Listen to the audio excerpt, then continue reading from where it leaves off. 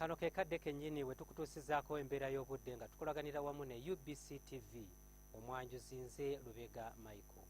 Pereketya w'omusana yeeyongedde okwaka mu bitundu by'eggwanga ebisinga obungi era bitunuulira ku bifaananyi ebyo ebikubiddwa ku ggwanga lyaffe olwaleero bitulaga nga ebitundu by'eggwanga ebisinga obungi akasana kabadde keememula okuggyako mu bukiikakkono bw'eggwanga lyaffe obudde gye bubadde nga bwakiddedde.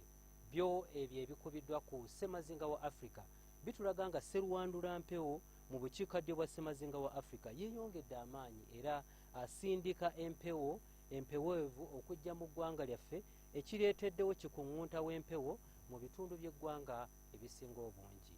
Katunuulireko ku mbeera y'obudde nga bwe tugisuubira mu biseera eby'okumakya.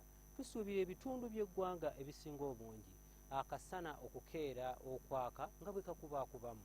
Embeera eno esuubirwa okukyuka era olw'eggulu tusuubira nga mu bukiikakkono bw'eggwanga lyaffe tusuubirayo oluwandagirizi nga n'ebbugumu mu kotido tulisuubira okutuuka ku degrees 30. Kampala n'Emiryan tusuubira ebbugumu okutuuka ku degrees 28 ate olwo yo mu nsozi ez'Ekabaale tusuubira nga ebbugumu lijja kutuukira ddala ku degrees 26.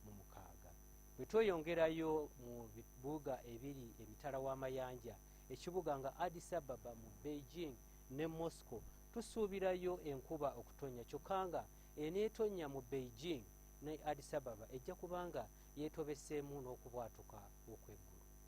Ebyo bye tusobodde okujjira mu kitongole ky'eggwanga ekivunaanyizibwa ku mbeera z'obudde nga tukolaganira wamu ne UBC TV nze Lubega